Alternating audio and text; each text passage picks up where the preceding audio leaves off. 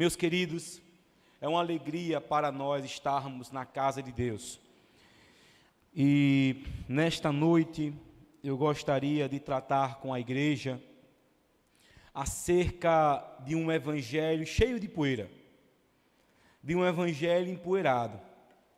E você, provavelmente, já viu essa cena em algum lugar.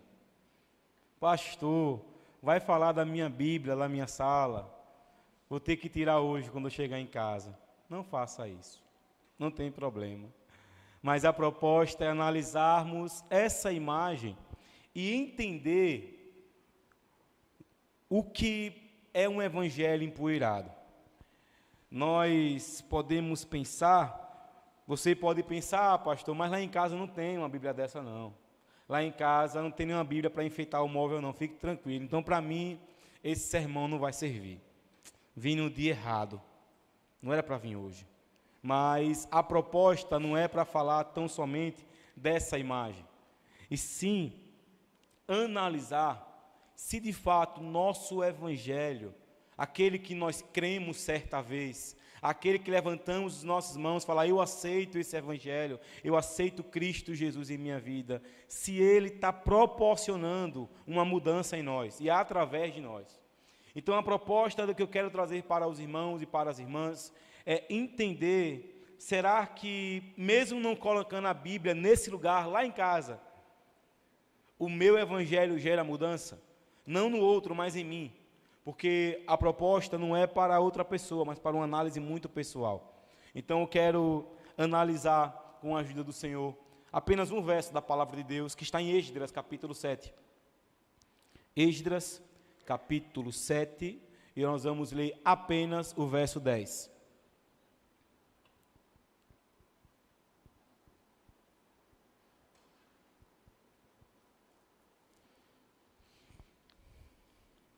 Esdras, capítulo 7, nós vamos nos deter apenas a esse versículo hoje, que diz assim, vamos ler tudo juntos? Pois Esdras tinha decidido dedicar-se a estudar a lei do Senhor e a praticá-la, e a ensinar os seus decretos e mandamentos aos israelitas. Santo Deus, nesta noite nós queremos continuar pedindo que o Senhor nos ajude, Pai, que o Senhor me esconda através da cruz do Senhor nesta noite, e que eu fale aquilo que o Senhor preparou para cada coração. Me faz, Senhor, passar a mensagem, mas também nos ajuda, Senhor, a compreender aquilo que é voz do Senhor nesta noite. Muito obrigado por esta palavra que é poderosa, que é viva, e que é a sua palavra. Obrigado porque estamos aqui orando em nome de Jesus. É nesse nome que nós pedimos, em nome dele, amém e amém. Meu querido irmão, irmã, quando nós pensamos acerca de um evangelho guardado, quando nós analisamos acerca de um evangelho empoeirado, nós precisamos ter em mente que vai encaixar para você, crente em Jesus, ou para você que ainda não o conhece. E como nós sempre falamos, esta pode ser a noite que você vai mudar a sua vida, que você vai entregar a sua vida ao Senhor, vai mudar a sua história, vai mudar a sua vida por inteiro, conhecendo quem é Cristo. Então, quando nós observamos acerca da palavra e quão importante é ter um evangelho vivo, nós podemos pensar e lembrar aquilo que o pastor John Piper, um pastor americano, vai falar, que ele diz assim, tire as minhas pernas. Eu consigo ir para o céu sem elas, mas não consigo ir para o céu sem a palavra do Senhor. Nós não vamos conseguir conhecer Cristo sem conhecer a palavra. Nós não vamos compreender quem é Cristo Jesus, o que Ele fez, o que Ele pode fazer, sem conhecer a palavra dEle. Nós estamos sofrendo, nós estamos nos preocupando, porque nós não estamos conhecendo a palavra de Deus. Vai ser duro, muito duro, com relação àquelas pessoas que usam do Evangelho para enganar outros. Muito duro vai ser para com essas pessoas. Mas por muitas vezes nós nos preocupamos demais, andamos ansiosos demais, porque nós estamos sem conhecer a palavra de Deus. E a pergunta que eu faço é: será que esse evangelho está gerando vida ou é um evangelho empoeirado, guardado? A dinâmica dominical, todo domingo, manhã, noite, quinta, terça, não é suficiente para você dizer que você vive um evangelho sem poeira. Precisa ser uma análise profunda da nossa vida e compreender: será, Senhor, que meu evangelho é um evangelho prático, que eu utilizo, que eu tenho mudança de vida, ou o meu evangelho é algo parado, estático, que não gera mudança?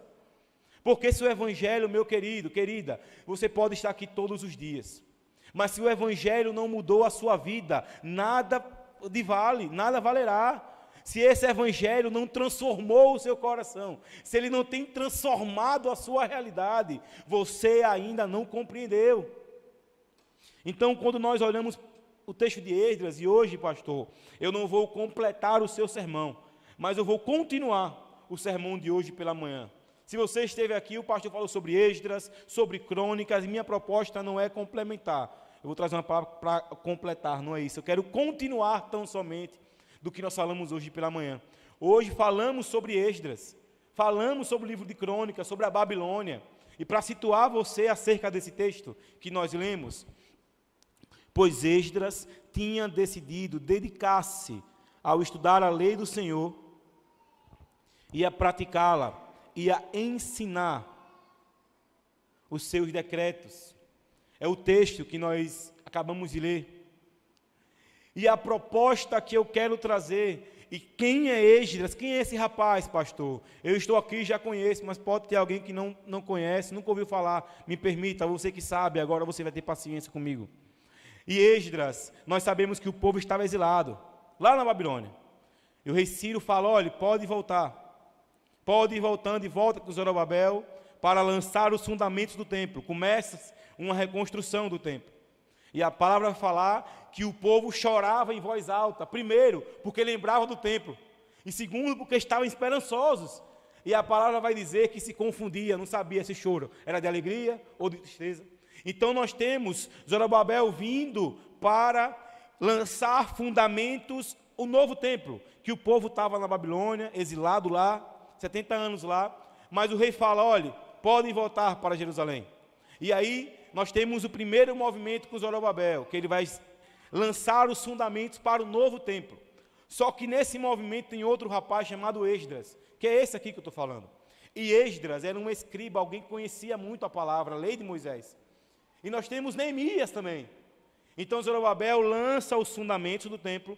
Esdras, ele vai reestruturar o culto. O povo estava exilado, uma situação difícil, longe daquilo que eles tinham o costume de fazer como povo de Deus. Então Esdras tinha essa responsabilidade de trazer para o povo o ensino, relembrar, mas também ensinar ao povo. E Neemias, que foi quem reconstruiu os muros. Então nós temos esses três personagens, e hoje nós vamos falar sobre Esdras. Em um sentido um pouco moderno, com as devidas proporções, Esdras seria um estudioso, um teólogo, para tentar facilitar um pouco o nosso entendimento. E a expressão doutor da lei que nós temos na palavra, é comumente o sinônimo de escriba, quando nós temos o Novo Testamento. Então nós estamos aqui diante de alguém que conhecia a lei. Esdras era alguém que conhecia a lei e tinha essa responsabilidade de reestruturar o culto.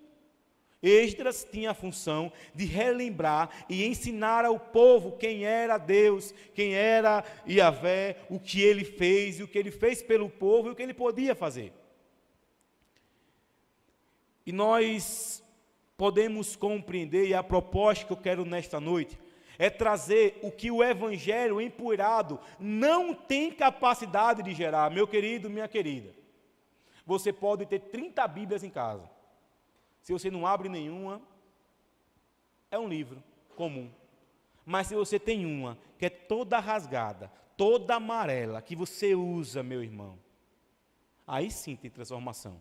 Nós não medimos o conhecimento de Deus com aquilo que nós temos de volume acadêmico, mas nós medimos o conhecimento de Deus através de uma vida transformada por Ele. Então, quando nós observamos acerca do que um evangelho empoeirado não pode gerar. E a primeira coisa, e eu vou fazer um paralelo aqui, o evangelho empoeirado não pode fazer, e aquilo que o verdadeiro evangelho tem capacidade de fazer. E nesse link eu quero usar o texto de Esdras, capítulo 7, no verso 10. Vamos nos prender a ele também. Então, a primeira coisa, meu querido e minha querida, que um evangelho de uma Bíblia empoeirada não pode fazer, é gerar vida. Esse evangelho não gera vida. O texto está um pouco pequeno, mas abra sua Bíblia também, você que deseja, em Mateus capítulo 11, e nós vamos ler do verso 16 ao verso 22. E diz assim: a que posso comparar esta geração? São como crianças que ficam sentadas nas praças e gritam umas às outras. Nós lhe tocamos flauta, vocês não dançam. Cantamos um lamento, vocês não se entristecem. Pois veio João, que jejuava e não bebe vinho, e dizem, ele tem demônio. Veio o filho do homem, comendo e bebendo, e dizem, aí está um comilão. Então Jesus começou a denunciar as cidades em que havia sido realizada o quê? A maioria dos seus milagres.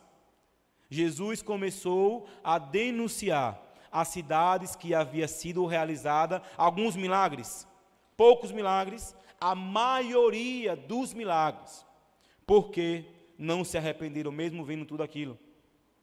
Ai de vocês, Corazim, ai de vocês, Betsaida, porque se os milagres que foram realizados entre vocês tivessem sido realizados em Tiro e Sidom, há muito tempo eles teriam se arrependido. Mas eu lhe afirmo que no dia do juízo haverá menos rigor para Tiro e Sidom do que para vocês. Tem um outro texto que nós podemos ler nesse sentido também. Passa aí, por favor, varão. Que é o texto de Apocalipse. O texto de Apocalipse, no verso 3, capítulo 1. Apocalipse 3:1, que vai dizer: ao anjo da igreja em Sardes, escreva: estas são as palavras daquele que tem os 7 Espíritos de Deus e as 7 estrelas. Vamos ler o finalzinho? Conheço as suas obras. Vocês têm fama de estar vivo, mas o quê? Mas está morto. Meu querido, o evangelho empoeirado, uma Bíblia guardada, um evangelho que nós não praticamos, não tem capacidade de gerar vida em nós. E nós vamos estar lendo e vivenciando o que está no Apocalipse. Vocês até parecem estar vivos, mas vocês estão mortos, estão longe de Deus. Só que como o evangelho de Cristo é o evangelho da esperança, não pode parar aí.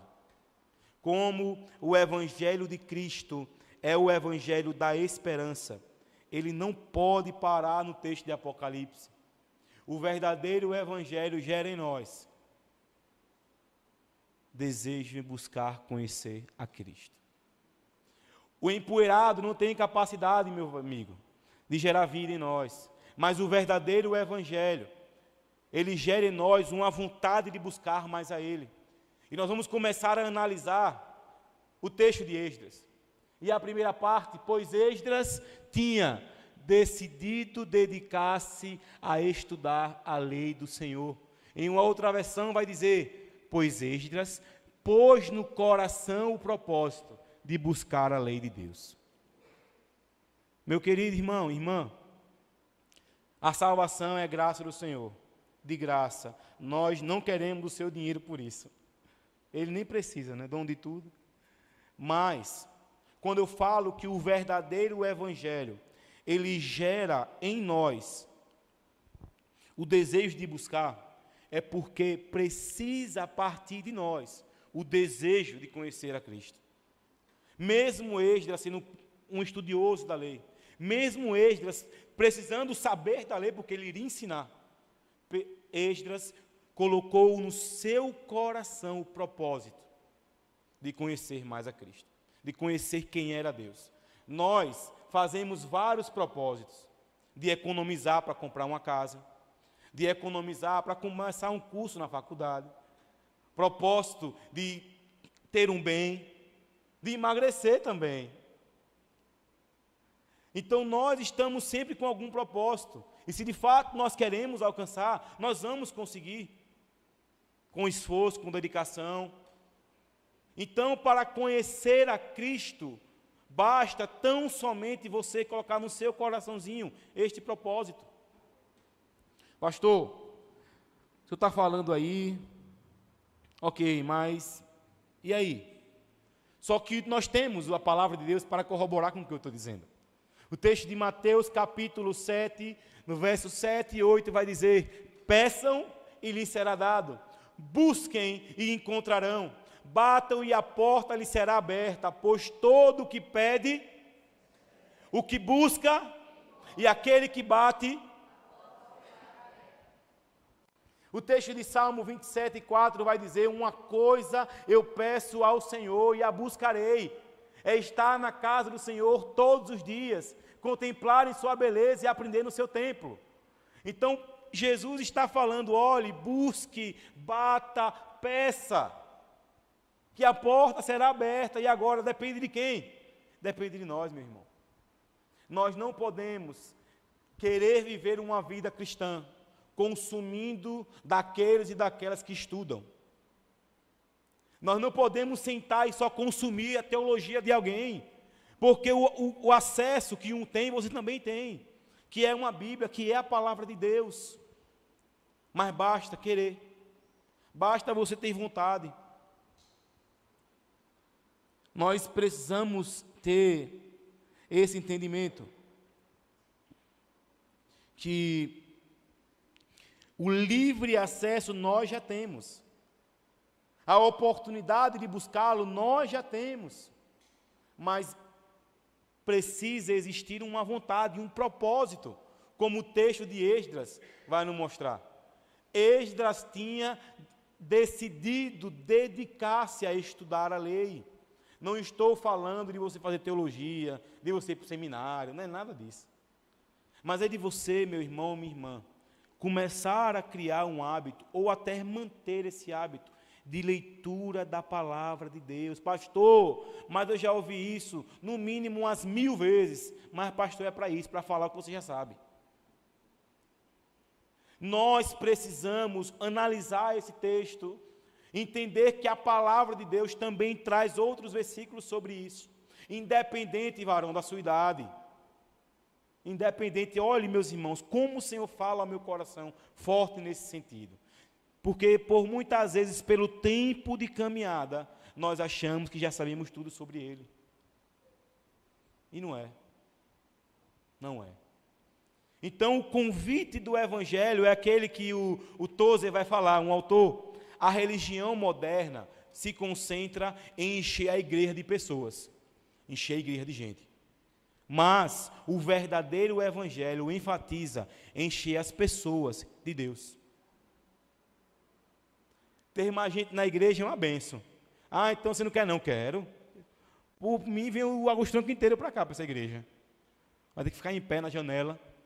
Não porque nós queremos só o número, mas porque nós queremos que essas pessoas conheçam quem é Deus. Queremos que as pessoas conheçam quem é Cristo. E através disso elas vão ter vidas transformadas, vão ter famílias transformadas, casa transformada, um futuro. Porque Cristo vai ser o dono da vida dela, assim como nós um dia tivemos a oportunidade. Então, quando nós olhamos para esse texto e entendemos que o Evangelho empoeirado não tem capacidade de gerar vida, o verdadeiro Evangelho me proporciona querer conhecer mais dele. Então, meu irmão, saia com essa verdade aqui desse lugar nesta noite. Senhor, me ajude.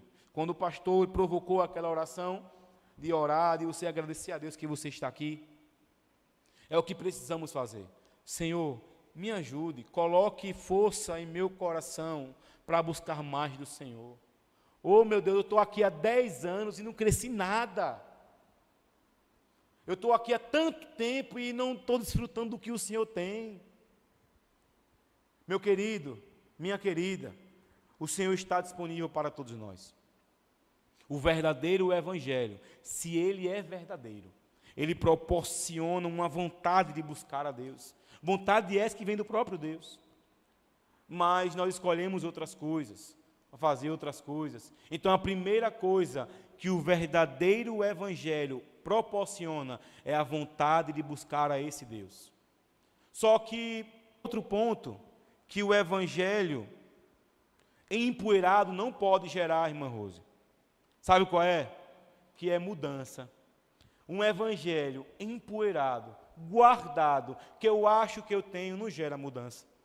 Lucas capítulo 12, no verso 1, diz assim: nesse meio tempo, tendo-se juntado uma multidão de milhares de pessoas, a ponto de se atropelarem umas às outras, Jesus começou a falar primeiramente aos seus discípulos, dizendo: tenham cuidado com o fermento dos fariseus, que é a hipocrisia. Jesus, nesse momento, tinha uma multidão, um povo cheio de gente ali, mas ele se direciona primeiro aos seus discípulos, aqueles que caminharam com ele, estavam caminhando com Jesus. Cuidado. Resumindo, essa é a minha versão, está na Bíblia não, vai ser a minha versão, a livre versão do Pastor Neto. Olhe, deixe de muita lorota, não seja quem você não é não, viu? É só H. Você está falando muito. Vocês, discípulos, não vivam com duas caras, não. Cuidado com a hipocrisia, porque se assim for, não é um verdadeiro evangelho. O verdadeiro evangelho é diferente disso aí. Então, se eu estou na igreja, mas me comporto como um recém-convertido, tem algo de errado. E para você que ainda entrou aqui sem salvação, não se preocupe com tudo isso que eu estou falando. A partir do momento que você entrega a sua vida ao Senhor, Ele começa a transformar o seu coração, a sua vida, o seu jeito. Ele muda jeito, viu? Ele transforma tudo. Então, um evangelho empoeirado, ele não pode, ele não consegue gerar mudança. Disse certa vez João Calvino, né? O arrependimento não é apenas o começo da vida cristã, é a vida cristã. O arrependimento não é só no comecinho, não. Eu me arrependi dos meus pecados, pronto. É a própria vida cristã. A todo momento eu me arrependo de alguma coisa. Peço perdão ao Senhor por algo que eu fiz. Porque quando eu peço perdão por algo que eu fiz, eu estou falando indiretamente: Senhor, não estou ainda como devo ser. Então me perdoe por isso. A partir do momento que eu peço perdão por tudo aquilo que eu fiz que vai destoar de quem é Cristo, e eu peço perdão, eu estou falando: Senhor, não estou como devo estar ainda, mas por ter esse sentimento dentro de mim, eu peço perdão, porque eu fiz aquela coisa, eu falei de certa maneira, eu me comportei de certa maneira, agi como não deveria agir. Existem pessoas que têm um glamour, né, de falar: eu sou crente há 30 anos, eu sou da igreja há 25 anos, eu coloquei o primeiro bloco daquela igreja, eu sou um crente antigo, veterano. Mas quando vai ver, meu irmão, eita, quando vai ver né? Não condiz. Aí você vai ver um cara novo na fé, rapaz, se converteu agora, Matos, olha. Mas pense um amor que tem por Jesus. Pense um amor que tem pela obra dele. Então, meu querido, mais uma vez eu falo isso, me permita. Na obra e na casa de Deus, o tempo não importa muito, não. Nessa obra, meu irmão, o tempo não importa muito, importa. Precisamos analisar as coisas, certas situações, mas ele não vai ser um determinante na vida da pessoa. Porque, por muitas vezes, o tempo não condiz com a realidade. Então, uma outra coisa, e agora, algo que esse verdadeiro evangelho, ele pode gerar. Eu trouxe essa foto aqui, dessa moça, essa tenista aí, ela lendo, e a raquete ao lado. Sabe por quê? Porque, meu irmão, se eu só ler isso aqui, se eu só ler a palavra de Deus e não praticar, eu só vou ser um conhecedor da Bíblia. E conhecer qualquer um pode saber, é só ler. É só perguntar aos estudiosos no YouTube, a Leandro Carnal, Pondé. Os caras nem são crentes, mas pensa um pouco, conhecem de Bíblia. Os caras conhecem de cada letra que está aqui, mas não praticam. E eu trouxe isso que ela está vendo ali como é que faz, a raquete e tal. Mas daqui a pouco ela vai levantar e vai ter que exercitar isso, na prática. Então, o verdadeiro evangelho gera em nós observância, que é essa ideia de cumprimento de uma regra, praticar algo. Então, o verdadeiro evangelho gera em nós a possibilidade de praticar algo que eu estou ouvindo, praticar algo que eu estou vendo as pessoas fazendo, mas a melhor maneira de você aprender algo é fazendo. Alguém já disse certa vez, você se esquece daquilo que escuta, você se lembra daquilo que você vê, mas você só aprende aquilo que você faz. Então, nós vamos aprender a fazer a vontade dele fazendo, não só ouvindo, porque ouvir nós estamos ouvindo aqui agora, escutando estamos aqui agora, vendo alguém fazer, mas a melhor maneira de fazer a vontade de Deus é fazendo, meu irmão. E o verdadeiro evangelho, ele proporciona isso em nós. Esse evangelho verdadeiro, ele proporciona em nós a possibilidade de fazer. Jonathan Edwards vai dizer que tudo o que dizemos será inútil se não for confirmado pelo que fazemos. Tudo que nós dizemos será inútil se não for confirmado com o que eu faço. Porque todo mundo pode falar, mas eu quero ver na hora da prática, na hora de fazer. Então, o evangelho é assim, é real, é duro. Tem que falar isso mesmo, que é o evangelho, que nós precisamos matar a nossa vontade. Certa vez, eu ouvi um rapaz falando, não tem como matar o nosso eu, não. Eu falei, oh meu Deus, tem misericórdia dessa vida, em nome de Jesus. Mas é todo dia eu matando a minha vontade, matando o meu eu, entendendo que melhor é fazer a vontade do Senhor em nós, em nossas vidas. E só o verdadeiro evangelho faz isso. Existem outros lugares que pode tudo, que Deus, Ele é amor, que Deus, Ele permite tudo. Se te faz bem, faça. Se está confortável, faça. Meu irmão, isso é tudo menos evangelho. Isso é tudo menos evangelho. Um evangelho que nos traz incômodo, não é evangelho, porque eu estou matando a minha vontade, a minha carne, para fazer a vontade do Senhor. Mas como é prazeroso quando você faz isso, porque você experimenta uma nova vida nele. Você experimenta uma nova perspectiva, meu irmão. Você experimenta, isso não é clichê de pastor de igreja falando, não. A partir do momento que você compreende esse verdadeiro evangelho, a sua vida ganha uma nova direção. A sua vida, ela ganha uma nova perspectiva.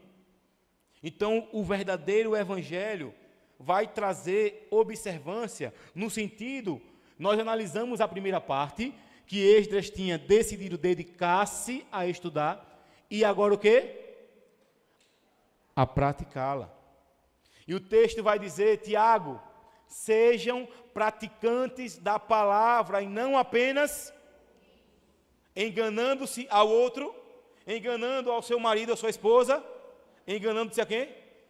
A si mesmo. Filipenses 4:9, tudo o que vocês aprenderam, receberam, ouviram e viram, ponham-no em prática, e o Deus de paz estará com vocês. E o verdadeiro evangelho nos proporciona a praticar aquilo que nós estamos vendo e ouvindo. Assim como Esdras fez, não só se dedicou, mas também praticou aquilo que ele estava ensinando. Mas tem uma terceira e última coisa, que o evangelho empoeirado não pode fazer. Um evangelho empoeirado não pode gerar em nós um sentimento altruísta. Falamos sobre isso hoje de manhã também. Essa ideia de sendo o altruísmo a ausência do egoísmo, né? Comportamento de quem tem consideração com o outro, de que se preocupa com os demais. E o verdadeiro, o evangelho empoeirado, ele não gera em nós esse sentimento. Quem se isola busca interesses egoístas e se rebela contra a sensatez. Então, um evangelho guardado, um pseudo-evangelho, um evangelho cheio de poeira, dá uma rinite sinusite nesse tempo, que é um evangelho só guardado, está na prateleira parado, não gera vida, está lá, Salmo 23 ou Salmo 91. Se você pegar as páginas amarelas, mas não é de uso, é de ácaro mesmo, o negócio está bem pesado ali. Então, o evangelho empoeirado, ele não gera um sentimento de pensamento no outro. Eu gosto desse popular, né? Fala, farinha pouca, meu pirão primeiro, né? No mundo a gente fala muito sobre isso, né, Mandi? Já se lembra seu nome, tá vendo? Farinha pouca, meu pirão primeiro. Mas no mundo é assim. Mas como é no reino de Deus?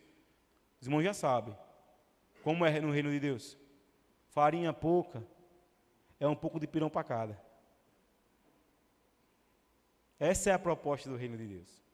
Então esse pseudo-evangelho, esse evangelho todo empoeirado, ele não tem capacidade de gerar em nós outro sentimento. Mas o verdadeiro evangelho gera em nós um sentimento de cooperação.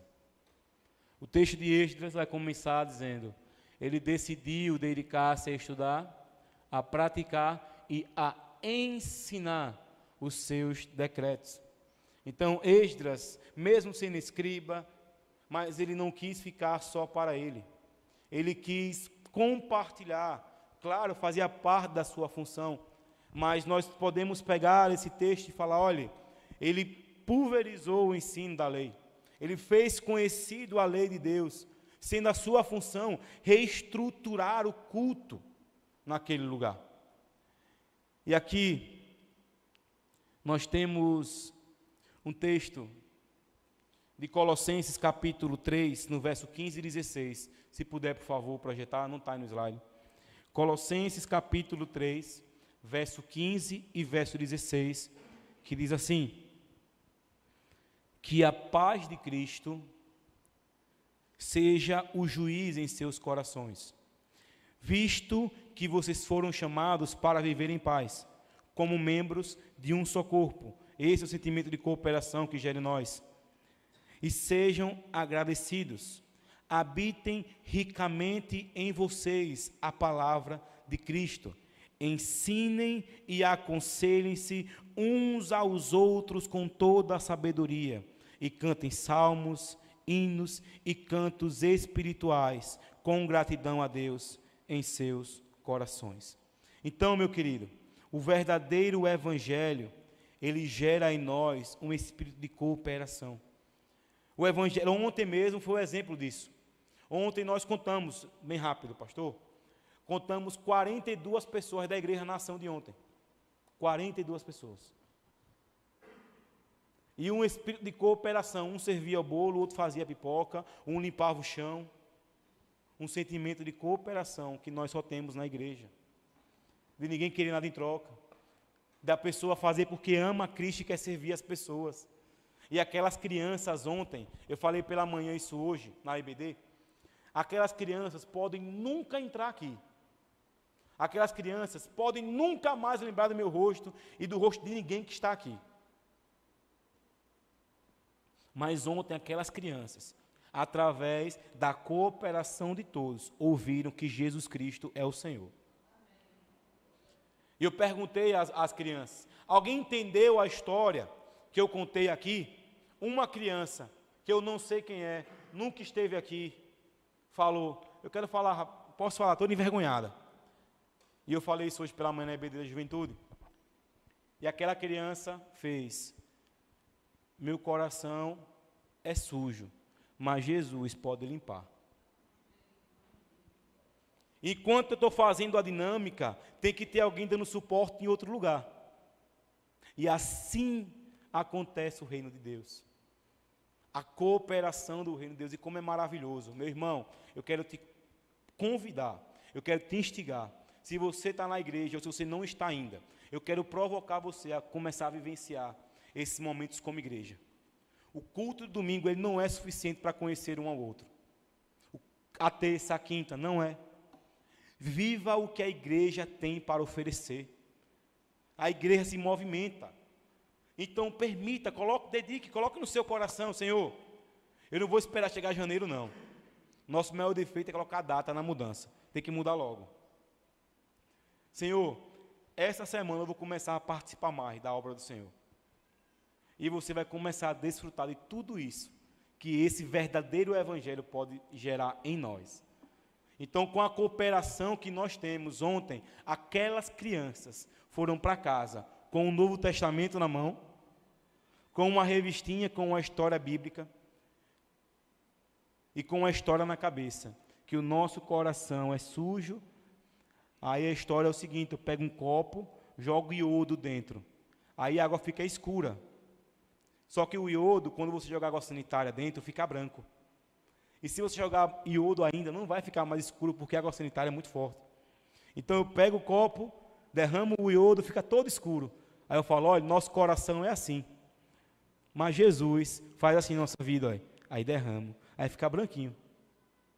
Da maneira lúdica. Mas ela foi para casa, Bia foi para casa ontem, sabendo que Jesus Cristo pode limpar os corações. Através da cooperação da sua igreja. Então, meu querido, minha querida, passa aí, vaso, por favor. Nós entendemos o que esse evangelho não tem capacidade de fazer empoeirado, mas nós temos o verdadeiro evangelho. O evangelho empoeirado, ele não gera vida, mas o verdadeiro evangelho traz o desejo de conhecer mais sobre Cristo, sobre Deus, sobre o que Ele pode fazer. O evangelho empoeirado não gera mudança, mas o verdadeiro evangelho, ele traz o desejo em praticar a palavra de Deus, não só apenas de ouvir. O evangelho empoeirado, ele não gera o sentimento de cooperação. O verdadeiro evangelho gera em nós o desejo de cooperar um para com o outro para a realização da obra de Deus. Uma frase que eu falo aqui, todo culto, provavelmente eu falo essa frase da Ana Alzira, ela fala: Senhor, e é um desejo desesperado, Senhor, não me deixe de fora do que o Senhor está fazendo no mundo, não. Não me deixe de fora do que o Senhor está fazendo, usando a sua igreja. Eu quero participar, eu sei que eu sou limitado, sou fraco, mas o Senhor ainda usa para o louvor da sua glória. Então, meu querido, minha querida, que você e eu, nós venhamos de fato conhecer esse verdadeiro evangelho, e que eu queira conhecer mais sobre ele, que eu queira praticar mais a palavra dele, e que eu também tenha um sentimento de cooperação, de ajudar um ao outro para o louvor da glória do Senhor. Amém? Eu encerro o sermão dessa noite com uma frase que diz: servir a igreja é necessário, mas como consequência do compromisso com quem? Com Jesus. Não é o ativismo eclesiástico, não é com o ativismo que somos abençoados, mas na comunhão com Jesus Cristo de Nazaré. Então, que esse relacionamento com Cristo, ele não venha a ser apenas por fazer, porque senão você pode pensar: pastor Neto falou, agora eu vou começar a fazer tudo. Eu venho segunda, venho terça, venho todo dia para cá, porque eu quero fazer agora. O ativismo religioso não é isso. Então você pode querer fazer muito e estar bem longe de Jesus, mas na comunhão com Jesus Cristo de Nazaré é que nós alcançamos o verdadeiro evangelho do próprio Cristo. Que Ele te abençoe em nome de Jesus. Quero chamar o grupo de